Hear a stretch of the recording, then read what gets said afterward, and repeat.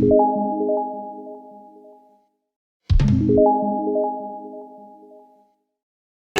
पहले की बात है। शहर की भीड़-भाड़ से दूर किसी गांव में एक छोटा सा खुशहाल परिवार हंसी खुशी से रह रहा था। परिवार में पलक की माँ लक्ष्मी और पिताजी सुरेश रहते थे। सुरेश एक टैक्सी ड्राइवर था। वह शहर में टैक्सी चलाया करता था। लक्ष्मी और पलक गांव में ही रहते थे। पलक की माँ लक्ष्मी घर पर रहकर घर के काम देखती थी और फ्री समय में लोगों के कपड़े भी सिल दिया करती थी। पलक, जो कि एक बहुत ही होशियार और होनहार लड़की थी, 10वीं क्लास में पढ़ती थी और स्कूल की छुट्टी के बाद अपने घर पर ही रहती थी। इसी तरह दिन निकल रहे थे। गर्मियों की छुट्टी के बाद पलक के पिताजी भी वापस शहर टैक्सी चलाने चले जाते हैं। यहाँ गांव में लक्ष्मी और पलक भी अपना जीवन हंसी खुशी से बिता रहे थे कि तभी उनकी खुशियों को एक दिन ग्रहण लग जाता है और लक्ष्मी को फोन पर खबर आती है कि अब उसका पति इस दुनिया में नहीं रहा। यह सुनकर लक्ष्मी के पैरों तले जमीन खिसक जाती है और वह दोनों तुरंत शहर के लिए निकल जाते हैं। शहर जाकर लक्ष्मी अपने पति का अंतिम संस्कार करती है। इस तरह उस दिन के बाद लक्ष्मी विधवा हो जाती है और जैसे तैसे अपने आप को संभालती है। सुरेश की मृत्यु के बाद भी लक्ष्मी पलक की पढ़ाई पर असर नहीं होने देती और उसे निरंतर स्कूल भेजा करती। इसी तरह दिन निकल रहे थे। एक दिन लक्ष्मी की एक कस्टमर उसके घर आती है।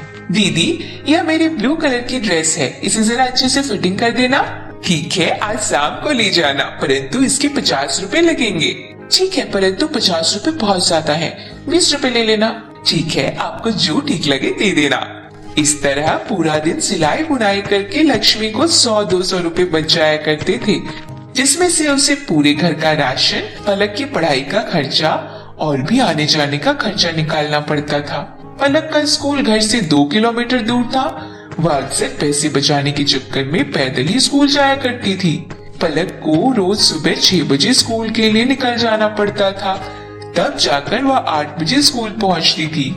इसी तरह शाम को भी उसे घर आने में देरी हो जाती थी। पलक बहुत मेहनती थी और उसे पढ़ना भी बहुत अच्छा लगता था। एक दिन पलक के स्कूल में एक अनाउंसमेंट हुई।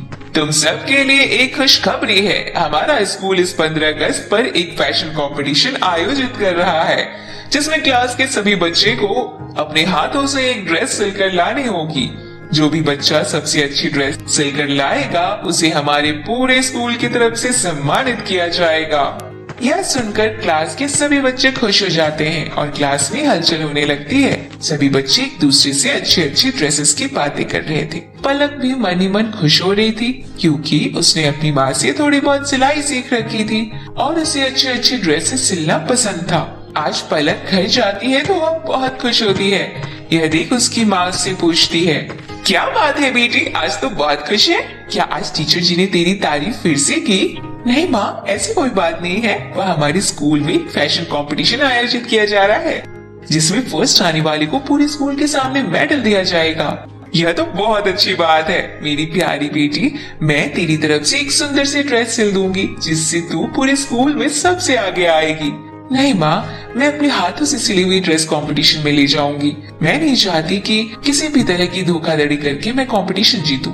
मैंने आज से ही YouTube से सिलाई सीखना शुरू कर दिया है और जहाँ कहीं भी मुझे दिक्कत आएगी मैं आपसे पूछ लूंगी। इस तरह उस दिन के बाद पलक ने अपनी माँ की सिलाई मशीन पर बैठकर प्रैक्टिस शुरू कर दिया। शुरू में पलक को सिलाई करने में बहुत परेशानी आ रही थी, परंतु धीरे धीरे उसका हाथ मशीन पर बैठने लगता है। इसी तरह एक हफ्ता बीत गया और 15 अगस्त पर सुबह सुबह जल्दी उठकर पलक अपनी सिली हुई ड्रेस को देखती है और वह उसे देखकर बहुत खुश होती है। पलक की माँ भी उसकी दिन रात की मेहनत देखकर उसकी सफलता के लिए प्रार्थना करती है। इसके बाद पलक स्कूल चली जाती है। पलक अपनी ड्रेस पहनकर स्कूल जाती है तो सभी बच्चे उसकी ड्रेस को देखकर हैरान हो जाते हैं और देखते ही रह जाते हैं। अरे पलक, तेरी ये ड्रेस तो बहुत सुंदर लग रही है। मुझे तो अपनी आंखों पर बिल्कुल भी यकीन नहीं हो रहा, तो इस ड्रेस में बहुत सुंदर लग रही है।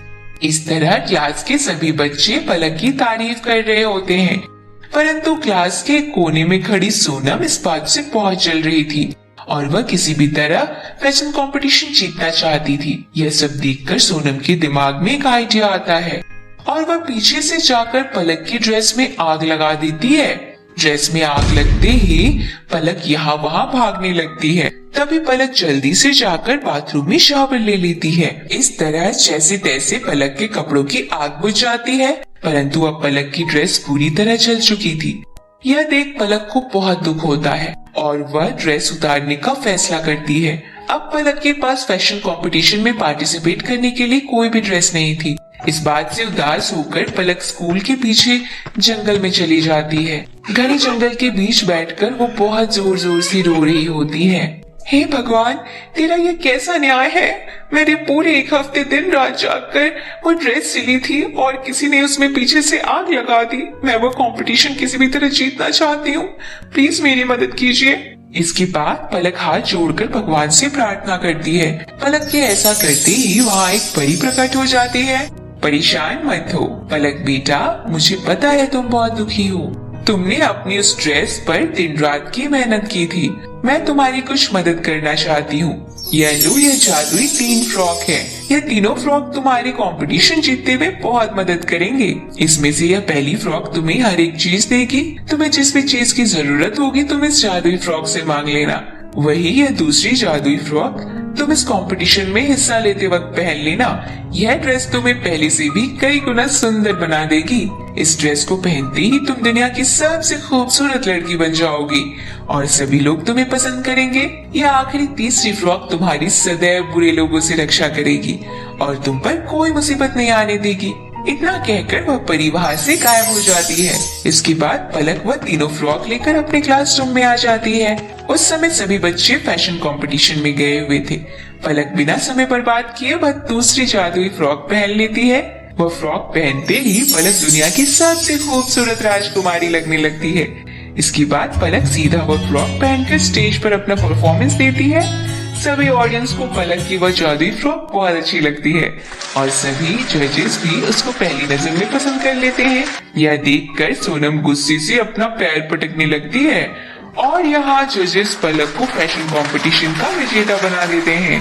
इस तरह उस दिन के बाद पलक के जीवन में कोई दुख नहीं आता और वह दोनों माँ बेटी जादुई 3 फ्रॉक की मदद से हंसी खुशी से रहने लगते हैं।